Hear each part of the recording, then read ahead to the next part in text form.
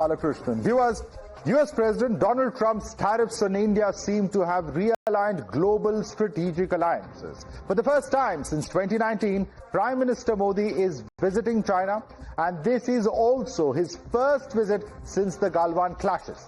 The PM will be attending the SCO summit, and all eyes are on the strategic realignment of ties, especially with the thawing relations between India and China.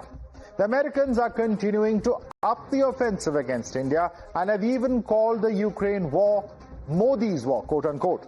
Today, the entire world is very closely watching the developments in China, and most importantly, the United States. Has Trump's attempt to bully India only formed a stronger alliance in the Indo-Pacific that could counter US dominance? Let's take this across to our guest now. Joining us is Sushant, Sarin, Senior Fellow of ORF. With us is Brahma, Chelani, Strategic Affairs Expert. Joining us also is Lisa Curtis, Director of the Indo-Pacific Security Program at the Center for New American Security. And also, she's a former Deputy Assistant to the President and Senior Director for South and Central Asia in the National Security Council of the White House. Thomas Dusterberg is the Senior Fellow at the Hudson Institute. We also have Anand, Ahuja, Attorney at Law and co-founder of Indian Americans for Trump. Hina, Tanjan is Senior Fellow at the Taipei Institute and Chairman of Asia Narratives. We have Dr. Sergei Markov, former advisor to President Putin, also joining us on the show. Thank you so much, ladies and gentlemen. Let's quickly open this up and take a look at the first talking point that we have on the show today. This is, in fact, the first issue that we're talking about. Even as Prime Minister Modi is going to be part of the SCO summit, there's still a lot that's on the table in terms of why this is so significant.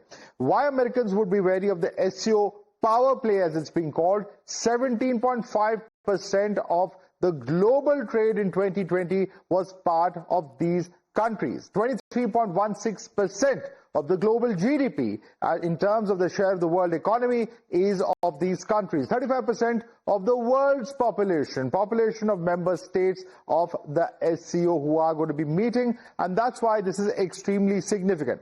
But we also must look at what really has been happening as far as India's quote-unquote China tilt amidst the Trump tariffs.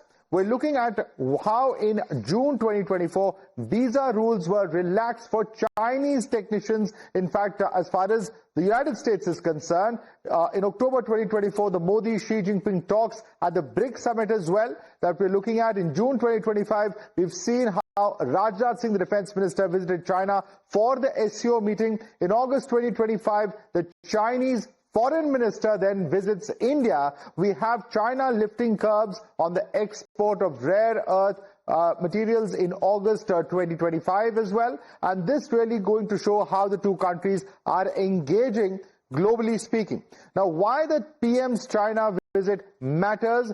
This is because it's the first visit of Prime Minister Modi to China after the Galwan clash. Very significant. It's also, in fact, attendance that's signaling India's strategic autonomy. And all of this, of course, happening in the backdrop of all of those tariffs. It displays India's resistance to pressure coming in from the West, particularly in this case, the case in point is the United States.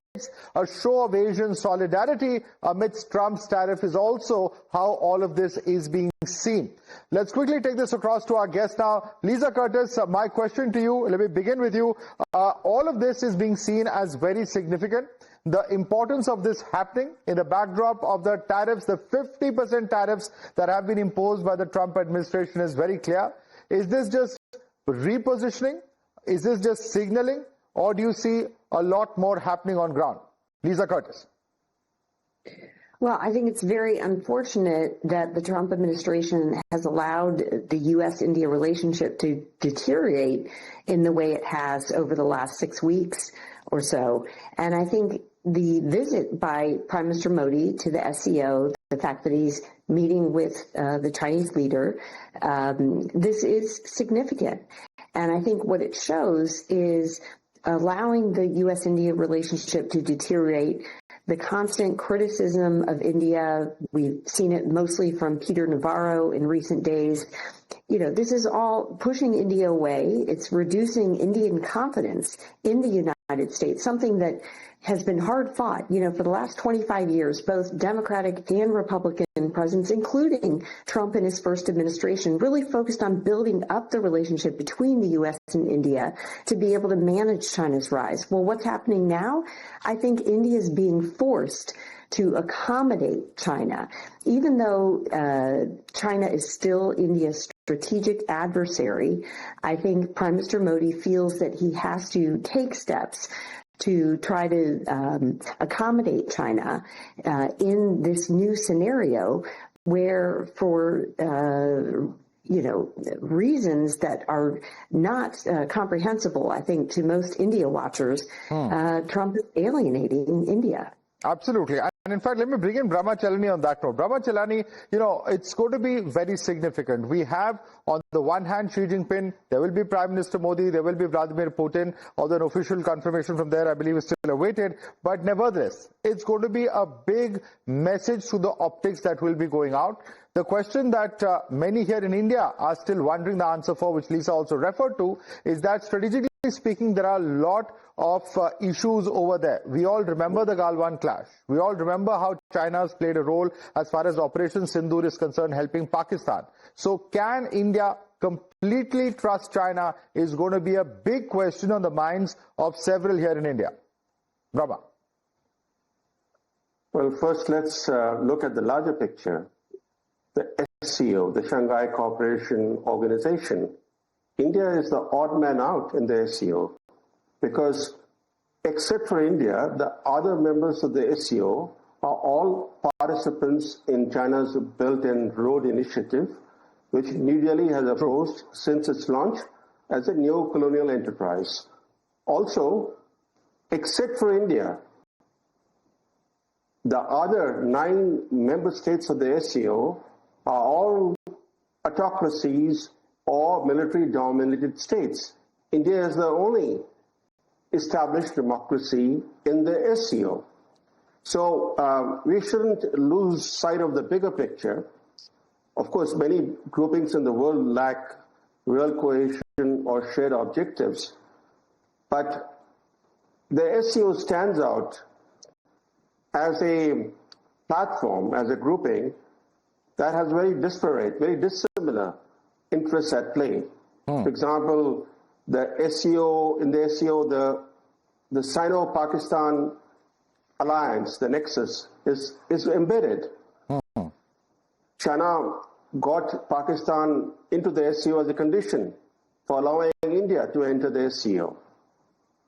And as far as India is concerned, even though we are now emphasizing the SCO summit in a major way, we should not forget that the SCO has carried diminishing returns for Indian foreign policy.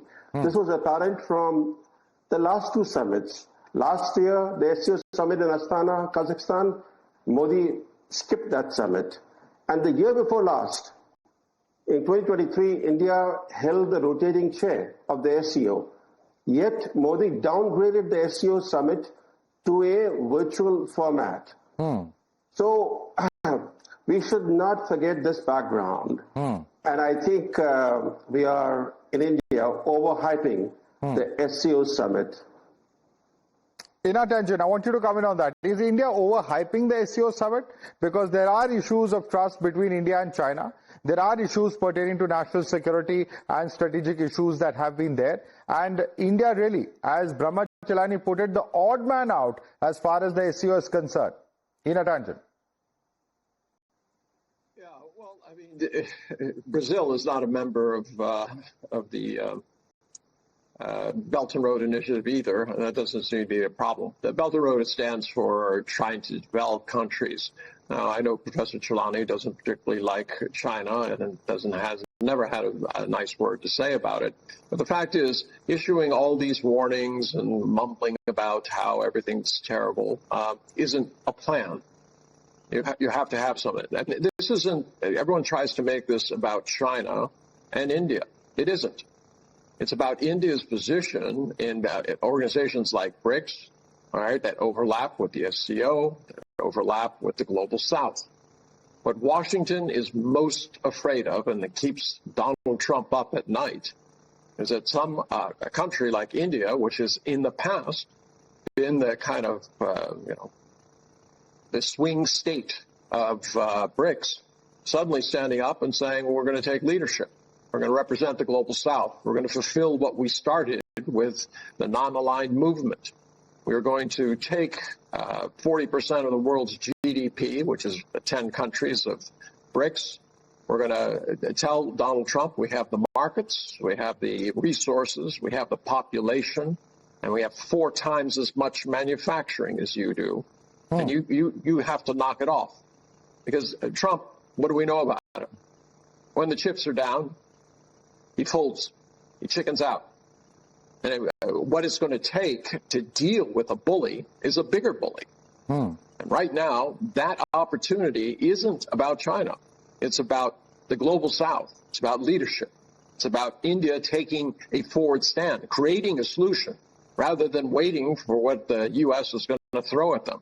I mean, you've seen the rhetoric coming out from the White House. Has anything like that ever come out of Beijing? We have Peter Navarro going on insulting India, every day. I mean, that has to be approved by the White House. Don't tell me this guy is let out from the insane asylum on his own. Absolutely. So at this point, India has an opportunity. It's not about kowtowing to any country. It's about standing up for all countries. Right. And in fact, I'm going to get into specifically the statements that have been coming out from the White House and top leaders, but I want to bring in Thomas Dusterberg on that. Thomas, the question is this. The question is, you have a situation where Brazil is looking at heavy tariffs, India is looking at heavy tariffs, there are problems with Russia, and there are problems with China. It's almost as if the United States has decided to get the BRICS together. Well, I think I would join some of my colleagues in trying to put this in a larger context. I'm not particularly in favor of the methods of Donald Trump or some of his colleagues. But I would just note that this rhetoric coming out of the SCO about representing Asia or representing the global South is a little bit overblown. In 2006, the United States made an effort to become at least an observer of the SCO and was turned down by the membership because it's explicitly anti-Western, and it explicitly wants to build an alternative, if you will, to Western dominance in their own language. Now, if I were, and I would note that the SCO doesn't represent Asia. I mean, most of the Pacific Rim, for better or for worse, is still, despite what Trump has done in terms of tariffs for instance, Korea, Taiwan, and Japan, they are still aligned with the United States. And they were willing to work with Trump because the United States is the dominant economic power. You flashed these and keep flashing these statistics about 35% of the world population, 17.5% of trade. Well, the United States is over about 1/4 of the world GDP. It represents last year, the United States had about $7 trillion in trade. Europe, for the same. No, Thomas, I completely get your facts. Your facts are correct. But the point that many are saying is that the role of the dollar, for instance, as the global currency has been slowly sliding over the last several decades. And also the fact is this, that if the United States is against the SCO, if it's against the Belt and Road Initiative, then India is the one that is the option. That's supposed to be the counterbalance, has been the theory for the last several years, if not decades, where India is now trying to develop the Middle East-Europe corridor. Then you have to go with India. But that doesn't seem to be the consistent strategy here either. So what is the strategy then for Asia? Well, I'm not sure I fully understand the ultimate goal of Trump, other than rebalancing the global economy and getting other nations to step up to the plate. against aggression by SCO member Russia, India is going to have to make a choice. If they want to align at least more with China, they're going to have to understand and be realistic about this, about what that means. China clearly is a mercantilist power. It wants to dominate manufacturing. The United States has made an effort over the last 10 years or so. And you would argue that with 50% tariffs, US isn't a mercantilistic power? You're seriously going to say that? And is it your case that with 50% tariff that the United States is not behaving like a mercantilistic power? Well, that's exactly what the US is doing as well. So what's the difference really? Like what? You just said that you have China, which is behaving like a mercantilistic power, if I heard you correctly. And if China is going to extract its pound of flesh, economically speaking, that's exactly what US is doing with a 50% tariff. Is the common perception here in India? Well, I repeat myself, China is a mercantilist power, and those that want to align with China are going to have to pay the consequences. United States has changed direction, but ultimately is going to remain a trading power. Its own economy can't prosper the way it has in the last 75 years unless it remains a trading economy.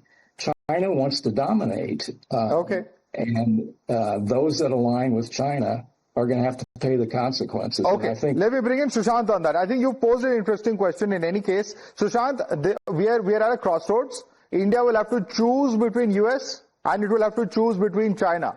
Which is the more mercantilistic power? Is a question that comes up from the argument of Thomas Dusterberg. Your response to that, Sushant?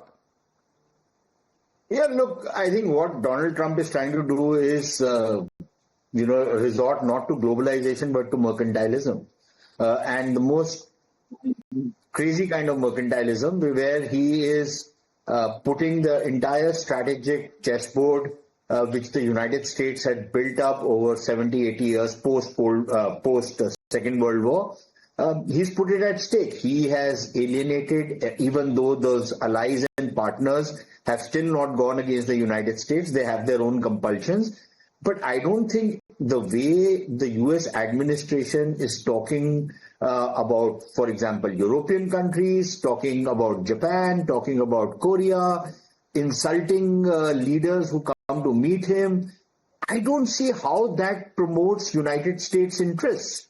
Okay, that is one. Second, the question you asked, should India go with China, should India go with the US? India will go with itself. This whole business that should we trust the United States or should we trust China, trust is an overrated commodity in international relations. What matters are interests. Our interests certainly aligned with the United States, probably still do. But then does the United States interests align with India? Is the kind of bullying that which we are seeing, the kind of insulting remarks that are coming every day from these crazy characters aligned to the president, and I agree that some of that stuff would have the go-ahead of the president. Now, how does that work out? If you talk about democracies, listen, in a democracy like India, it's just not acceptable for somebody to address a country like India in the way the American establishment is doing. So I really don't see how this works out well for the United States. Then, this whole business about BRICS and SCO. For the longest, the Americans had no problem with it. In fact, even if I accept the argument, for the sake of argument, I accept that SCO is an anti-Western bloc. Let me accept it. But India is not anti-Western. This is a regional bloc in which we would rather have a foot in than be out of that bloc, right?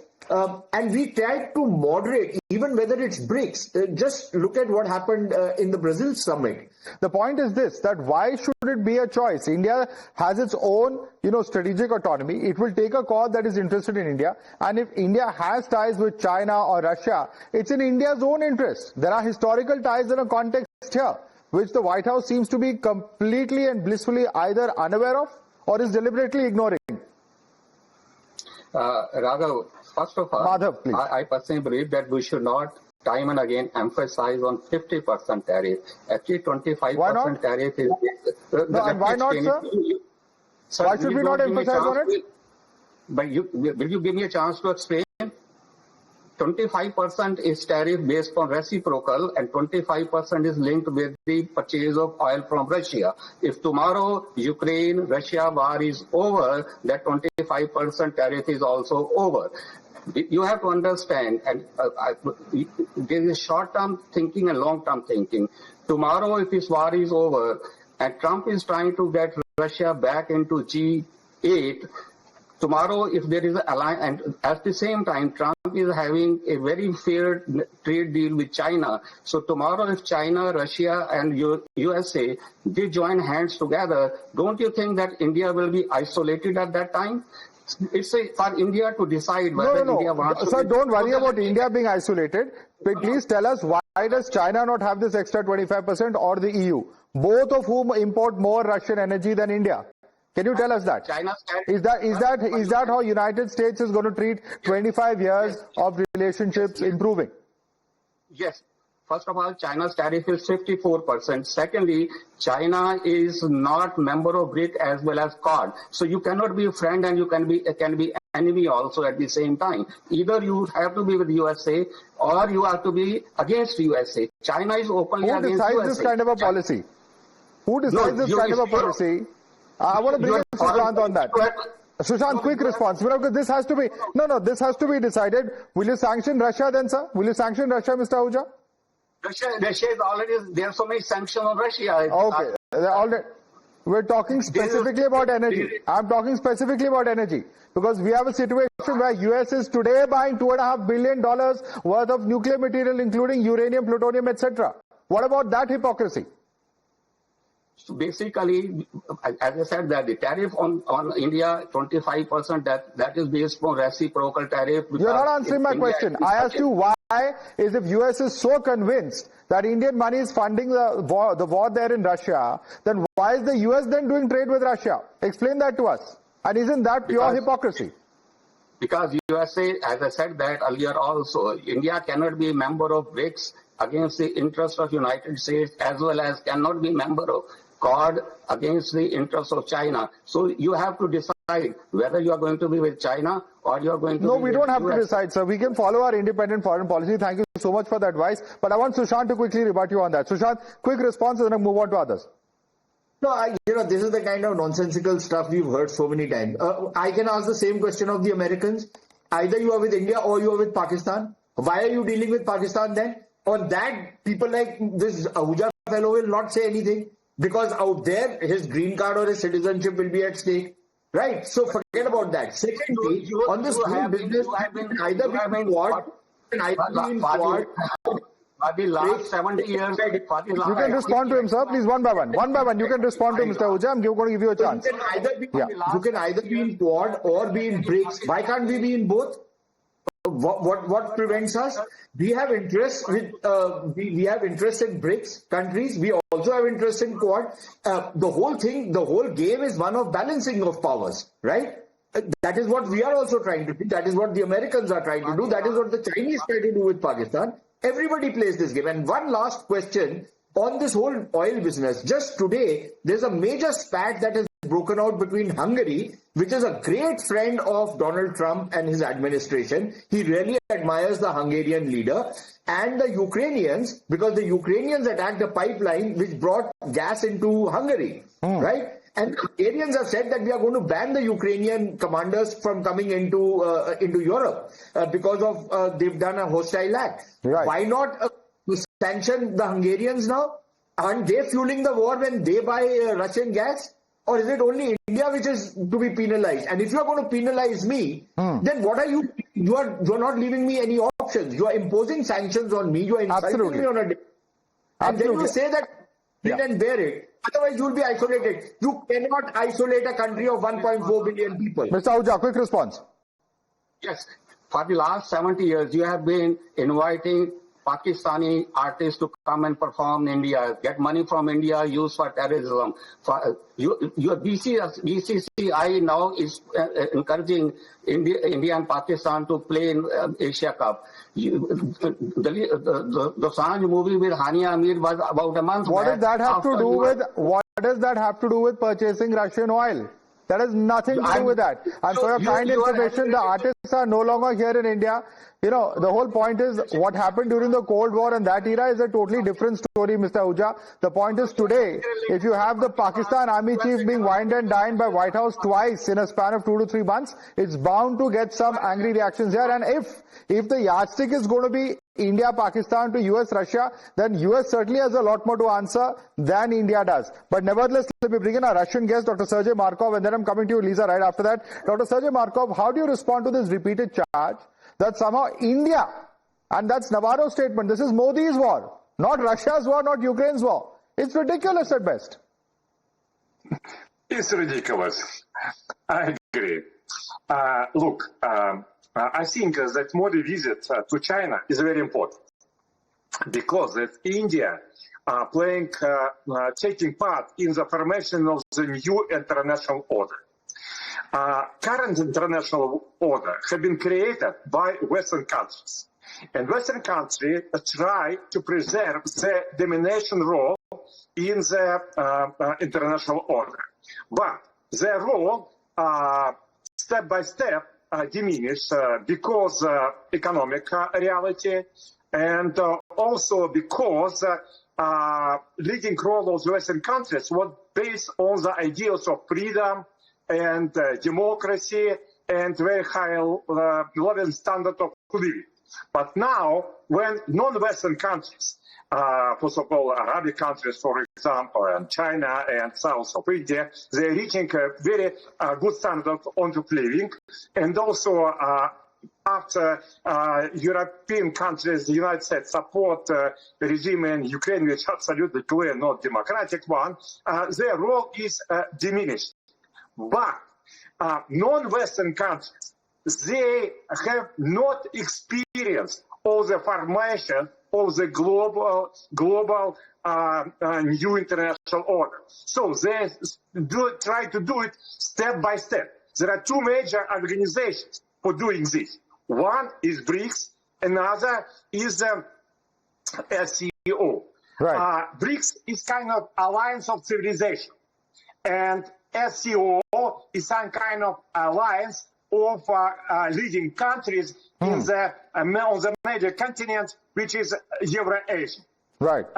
So its main mission, formation of the new international order, where it will be no Western dominations as it was in previous decades. And so now leaders will discuss exactly this. Same time, they don't want to be anti-Western.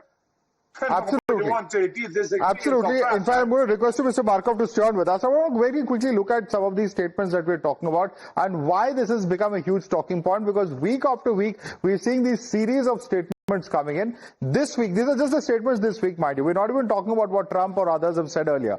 Just this week, Peter Navarro, the White House trade advisor, said that it's Modi's war. Bizarre statement, says that India-Russia oil trade fuels Kremlin's war. That's what he wants the world to believe. And he says that India is the financial lifeline for Russia.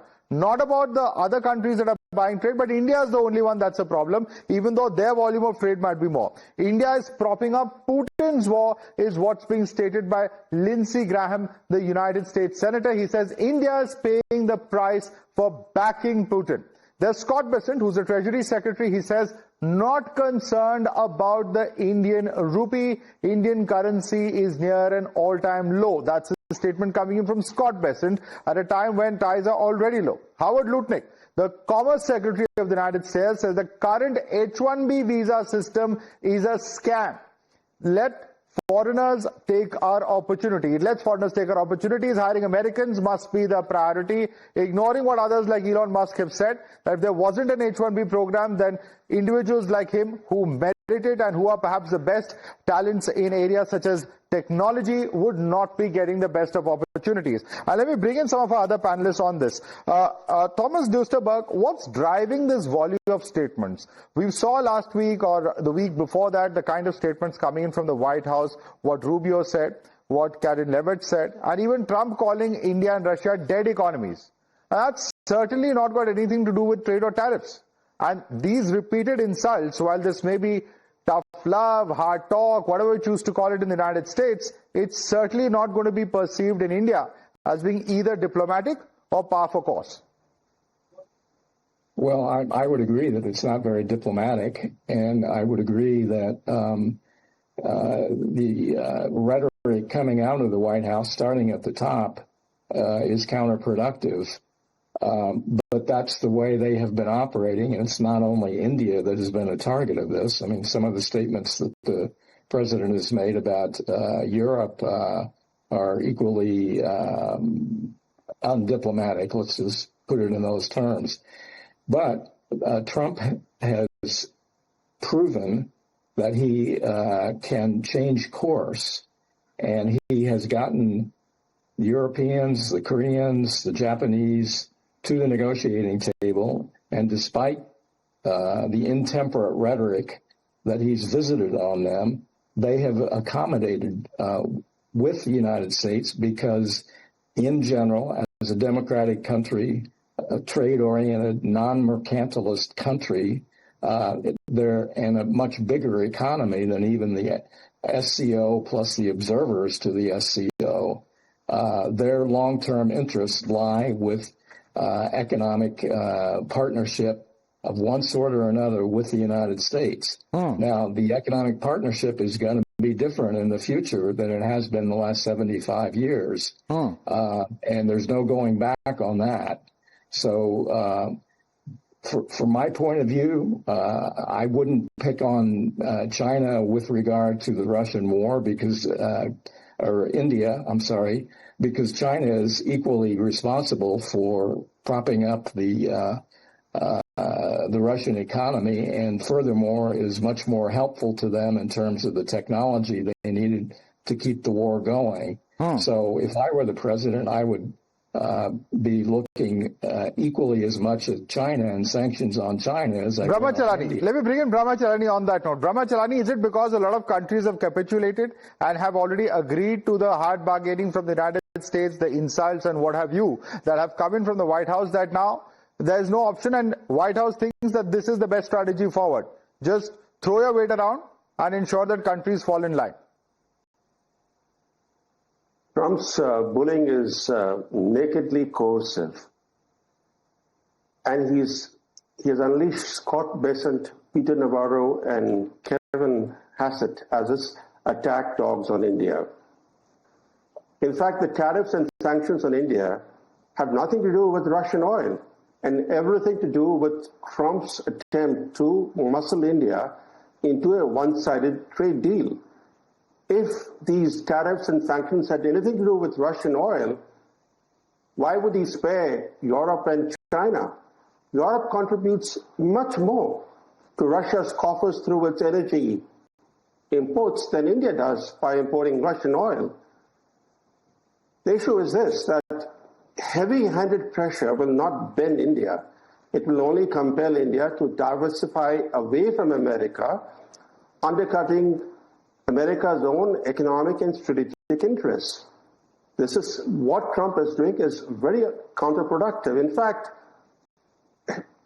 Trump's actions are happening at a time when the tectonic plates of global power are shifting. The post-World War II American-led order is eroding, yet there is no clear alternative that has emerged in its place. Now, in this transition period, the risk of the world fracturing into rival geopolitical and economic blocs is growing. This will threaten not just prosperity, but peace. In fact, the two events in the next few days encapsulate this transformation. First is the SCO summit, which, as I said earlier, except for India, is a club of autocracies.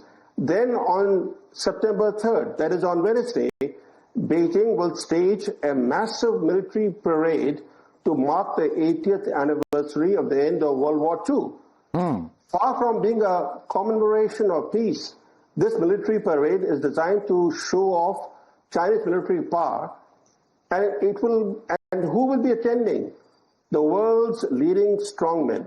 It's a who's who list of the world's strongmen, from the Russian president, the North Korea's Kim Jong-un, Myanmar's junta chief, and the presidents of Iran, Cuba, Belarus, and Vietnam.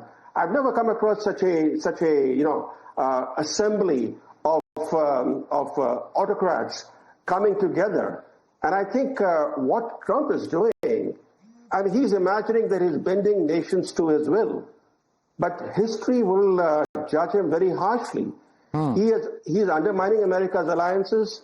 He's diminishing America's credibility and accelerating the shift toward a truly multipolar world. By elevating disruption into a virtual doctrine, Trump is providing the very shock therapy the international system needs to break free from U.S. dominance. Absolutely. And in fact, Anand, Ahuja, that's the biggest irony of it all. That, Trump is the one who's going to provide the fuel for the U.S. dominance to actually be diminished. That's the view that Brahma Chelani is, espousing. And, being an Indian working there in the United States, do you really endorse the kind of statements that are coming in from the Commerce Secretary as far as the H-1B visa is concerned? Huge number of Indians who actually work there in the United States because of such programs. Raghav, if you ask me for my personal opinion, Madhav, please. My name is Madhav. Sorry, Madhav. Madhav, if you ask me for my personal opinion, I personally believe that there is no such problem in this world that cannot be solved through diplomatic channels. So we have to be a little more polite, we have to be a little more respectful to each other, and problems can be solved. Coming back to the issue why India has been singled out for purchasing this oil from Russia, I believe that being member of CARD, being member of U2, it was expected by Trump that India at least will help United States in bringing peace between Ukraine and Russia. Somehow, Donald Trump feels that India has betrayed USA in that effort. So that could be one of the reasons for India. Mr. Ahuja, who asked India to buy all this oil? Do you recollect what happened 3 years ago? It was the Biden administration that actually asked India to ensure that there are no price shocks and to stabilize global oil prices to buy this oil. And now the same US says that, look here, you're buying oil, so you're wrong. What gives? We are paying a heavy price for a lot of things what Biden administration did. So that's your internal problem in the United States, not India's problem. We admit to that. We are guilty as charged because it's our fault. It's a Biden administration that. It's your problem. Deal with it. As I said, that it was expected by Donald Trump, especially having a very cordial relationship and personal relationship with Prime Minister Modi. It was originally, if you see, it was Prime Minister Modi's statement that this is not an era for. I'm amazed you're making this argument today, Mr. Ahuja. You want a personal relationship between two world leaders to undermine national interest and lower India's own national interest as far as the purchase of energy. And India is one of the world's largest producer. I think the third largest producer of energy, third largest importer of energy. Hina, Tanjan, does this argument make any sense to you? And is this how international diplomacy works? No, there's something called Stockholm Syndrome, where you suddenly start sympathizing with those who are oppressing you. I mean, it's very rare that I appear on a program and you have somebody threaten a sovereign nation, India, that unless you choose, there are going to be consequences. I would take that as a threat, right? This is not, I don't know why Washington believes that it can make policy for India in the Beltway, but they do. So all of this kind of stuff talking about how making excuses for Donald Trump that, you shouldn't take him too seriously or you should take him very seriously or don't worry about that. I think you have to judge for what is being said.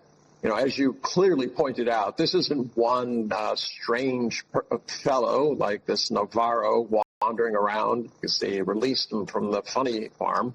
It is the whole administration going directly after India.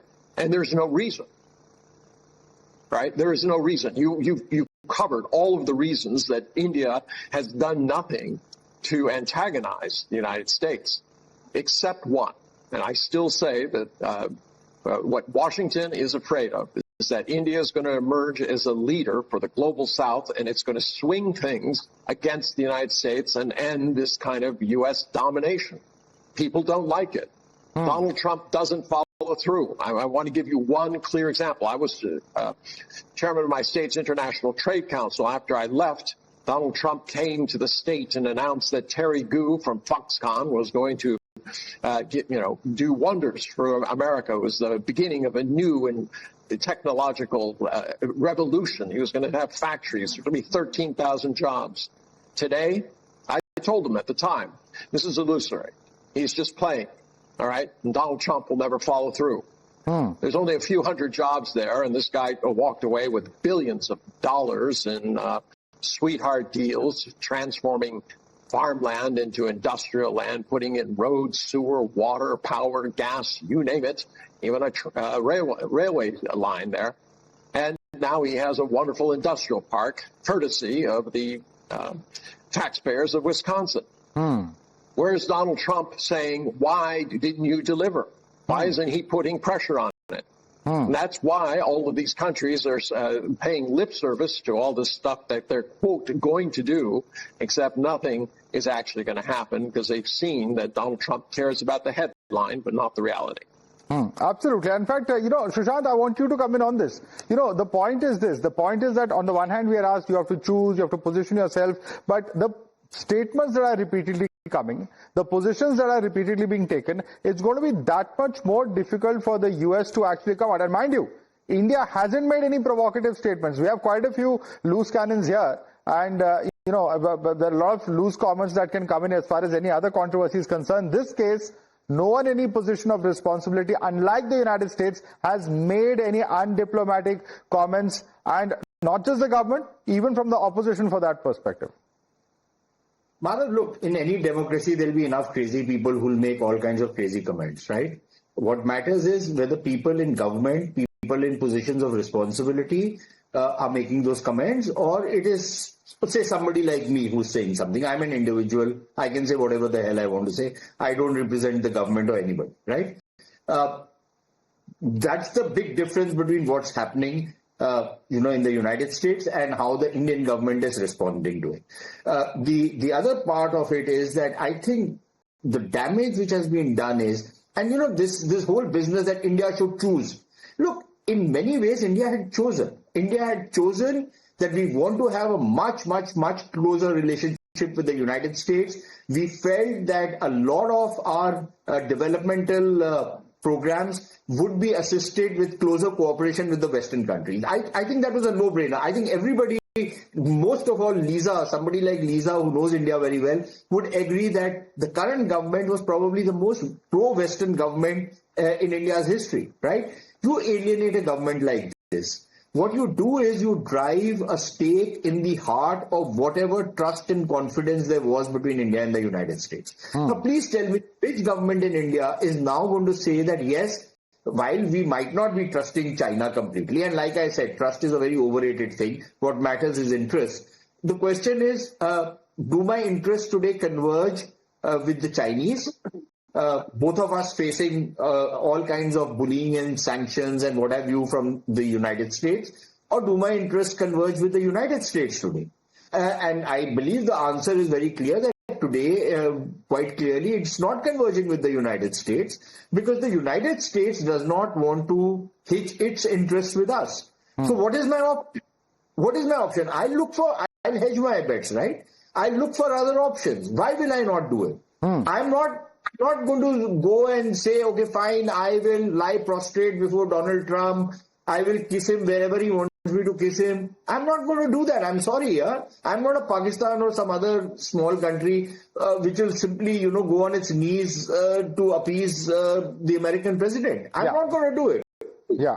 So it's where we are at. It's extremely unfortunate. And frankly, as far as India is concerned, we want to have good relations with everybody. We want to have good relations with China. But of course, if the Chinese are going to try and bully us, we want to balance that out. And if that means tie up with the United States, we will do that.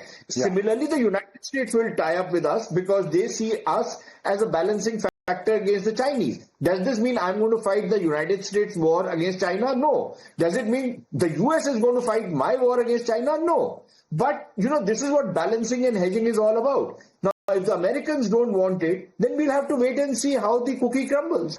India is protectionist. Yes, there have been issues. And yes, India has been lowering those tariff barriers over a long period of time. If you look at it objectively, you will see that. However, there appears to be a blinkered view that's currently there in Washington. And we certainly hope that the blinkers are off when the next set of negotiations happen. Leaving it there for the moment, Sushant, Sarin, Brahma, Chelani, Lisa Curtis, Thomas Dusterberg, Anand, Ahuja, Hina, Tanjan, and Dr. Sergei Markov. Thank you so much for joining us on this edition of the National Debate.